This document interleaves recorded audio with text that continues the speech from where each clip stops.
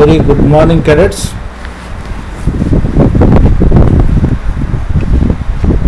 Welcome to the history class. The last few sessions we discussed about introduction to the chapter up to chapter number 5. My previous video is about chapter number 5. There's a revolt of 1857. Here it is mentioned chapter number 7, but it should be chapter number 6. It is not chapter number 7, it is 6. The reason is that it was 7th chapter in the previous textbook. Now the chapter number 6, that is colonialism in the city, is removed, so naturally this is chapter number 6. In this chapter, what we are going to study about how Indian industrialization had an impact because of the British rule.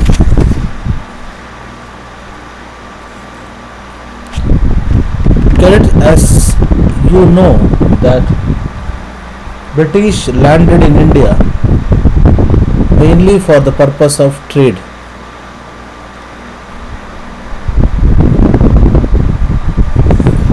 So here you can see a painting which explains that the trading ships on the port of Surat in the 17th century. Surat in Gujarat on the west coast of India was one of the most important ports of Indian Ocean trade.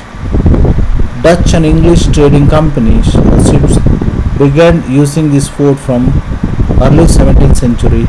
Its importance declined in the 18th century.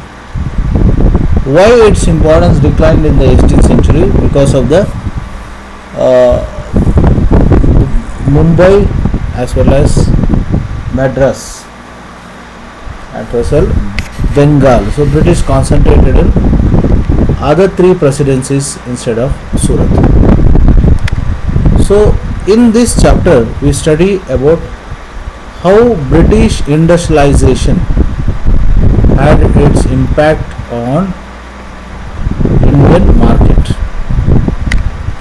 So when we speak about industrialization, you can see the industrialization of Britain. What is industrialization of Britain? Industrialization means change of production from man-made to machine-made. So in England, because of industrialization, there is a mechanized production of cotton textiles made in Britain and the industrial nations of 19th century. So because of the industrial production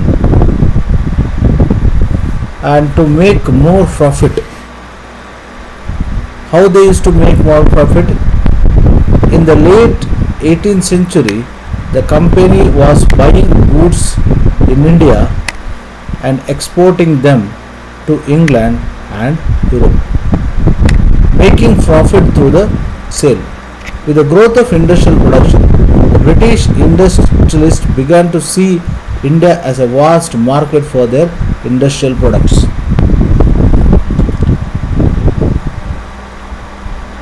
Industrialization in England and industrialization in India was not gone together. So naturally, India still industrialization process was not begun. So as a result, what happened? British were looking India as one of the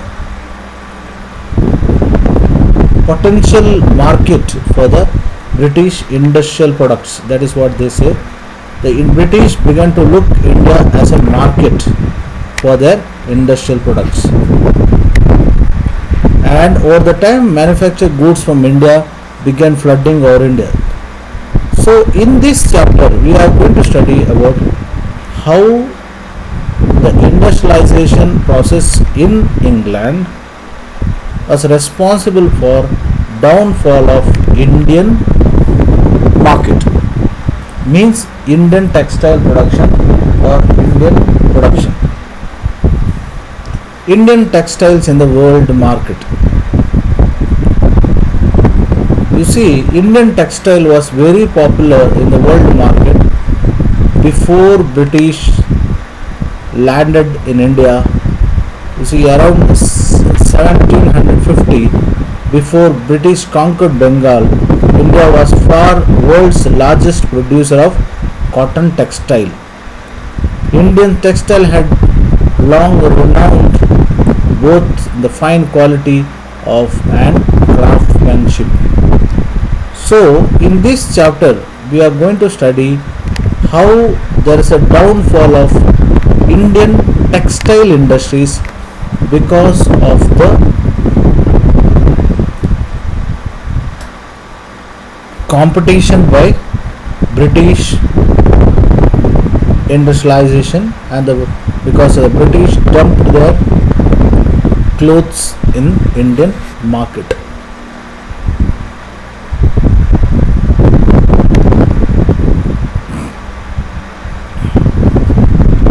Apart from that, we are also going to study about lot of names for Indian textile productions. Like today we have Dharmavaram sari, Banaras sari, Kanjivaram saris and all those things. Like this, those days also there were lot of centers for clothing, and they were very very popular because of their exclusive style and production.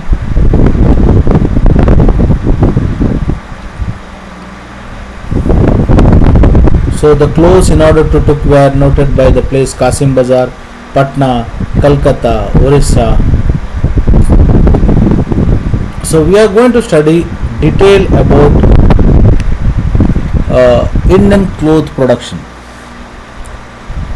Apart from that, we are also going to study about Indian textiles in European market.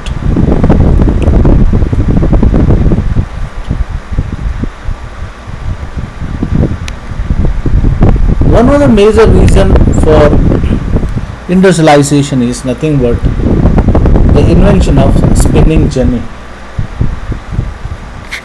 What is spinning jenny? A machine by which single worker could operate several spindles on which the thread was spun, and which was, when the wheel was turned, all spindles and rotated. Spinning jenny considered as one of the major reason for industrialization.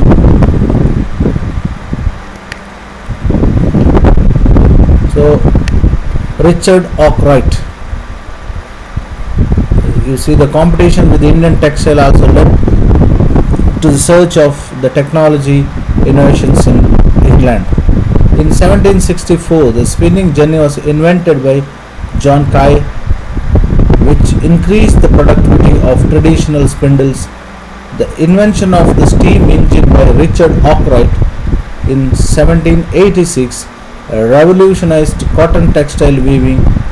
Cloth could now be woven immense quantities and cheaply too. So try to understand what is the difference between home man-made products and the factory-made products. Handlooms, we can produce less number of clothes, whereas a spinning jenny can produce large number of clothes in a less period of time. So naturally the cost of production will come down. The cost of production is less, the price of the commodity is also naturally going down. That's a basic rule of economics. So Apart from that, we are also going to study about how the European trading companies affected over the Indian market. Now, who are the European trading companies those days? It is given here. In the 18th century, the European trading companies. Who are the European trading companies of those time? Dutch, French, and English. Dutch, French, and English made enormous profit out of this flourishing trade. So, who made profit? The Dutch, French, and of course English. So, these companies purchased cotton and silk textiles in India by importing silver. When English East India Company gained political power in Bengal, it had no longer had to import precious metal to buy Indian goods. Instead, they collected revenues from peasants and zamindars in India, used this revenue to buy Indian textile. So, in this chapter, of course, we are going to study about how the system of administration was changed by the British.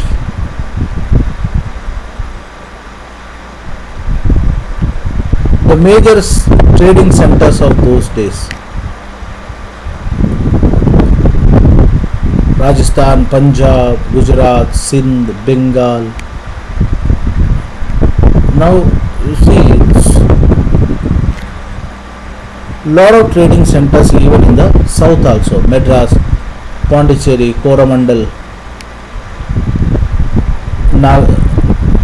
Tanjavur. Tanjavur, of course, we studied in class 7th. Apart from that, in India, a new group of people or professions, they are called as weavers. Who were the weavers? Weavers often belongs to the communities that specialized in weaving. Their skills were passed from and generation to the next. Tanti weavers in Bengal and Chulas and Momins weavers in North India, Sale and Kaikolas and Devangas in South India are some of the communities famous for weaving. So we are going to study about weavers, and of course we are going to study about how the life of weavers affected because of the British rule. So that is what we are speaking about: decline of Indian textile industries. Decline of Indian textile industry, how it has declined, that is what we are going to study.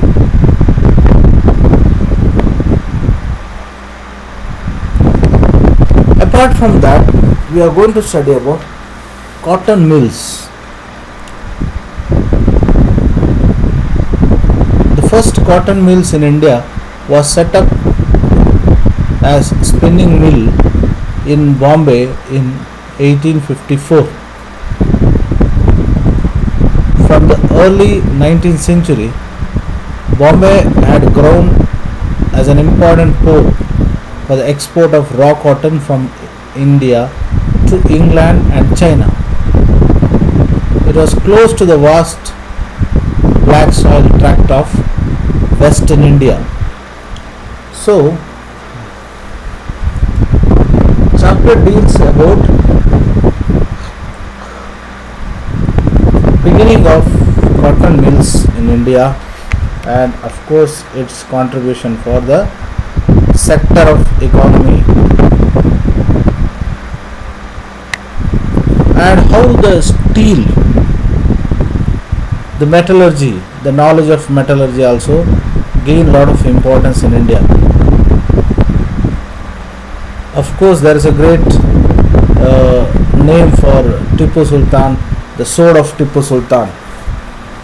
We begin the story of Indian steel and iron metallurgy by recounting the famous story of Tipu Sultan, who ruled Mysore till 1799. Fought 4 wars with the British and died fighting with his sword on his hand in his hand. Tipu's legendary swords are now part of valuable collections in England. Of course, now it is there in India. But do you know why the sword was so special? The sword had incredibly hard and sharp edge, and it could easily rip through opponent's armor. So, sword of Tipu Sultan is very popular because of the steel which is used to make the sword, and of course the weight as well as the sharpness of that sword. So now this clearly explains the knowledge of Indians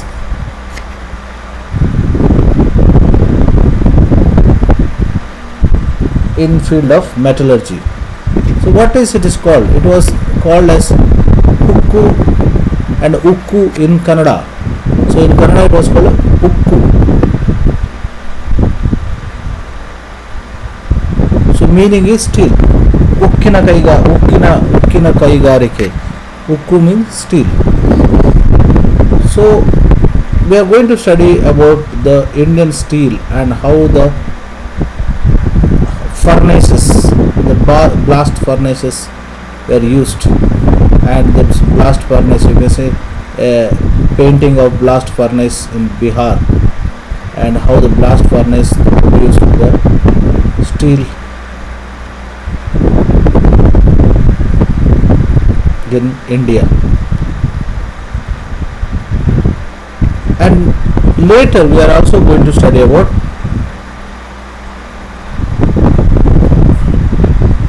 beginning of industrialization with the advent of iron and steel factories in India. Iron and steel factories come up in India. So Chhattisgarh, Jamshedji Tata was in search of iron deposits and had spent many months on costly ventures looking for source of good iron ore to set up modern iron and steel plant in India. Jamshedji Tata had decided to spend a large part of his fortune to build iron and steel industry in India, but this could not be done without identifying source of fine quality of iron ore. So the beginning of iron and steel industry and beginning of TISCO, that is Tata Iron and Steel Company, in 1912. The Tata Iron and Steel Company, considered as one of the largest producer of steel even today.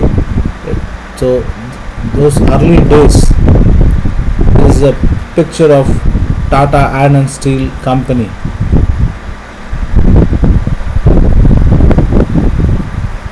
On the banks of river Subarna Rekha, the year 1940. So this chapter clearly deals about industrial development and how industrial development affected Indian market, what happened to Indian weavers, what happened to Indian textile industries, and slowly we are going to study about the growth of Indian iron and steel industries company. So that is what the chapter number 6 is all about. But try to understand, chapter number 6 is a brief introduction for the process of industrialization in England and how the industrialization affected India. That is what it explains.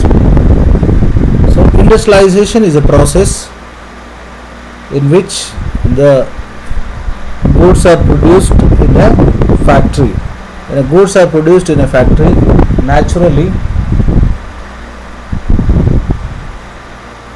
goods are produced in a large scale. When goods are produced in a large scale, the cost of production will definitely will be reduced.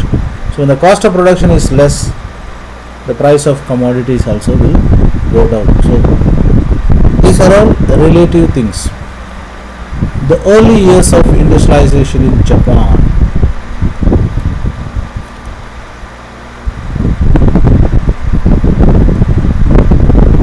So how the industrialization started in Japan?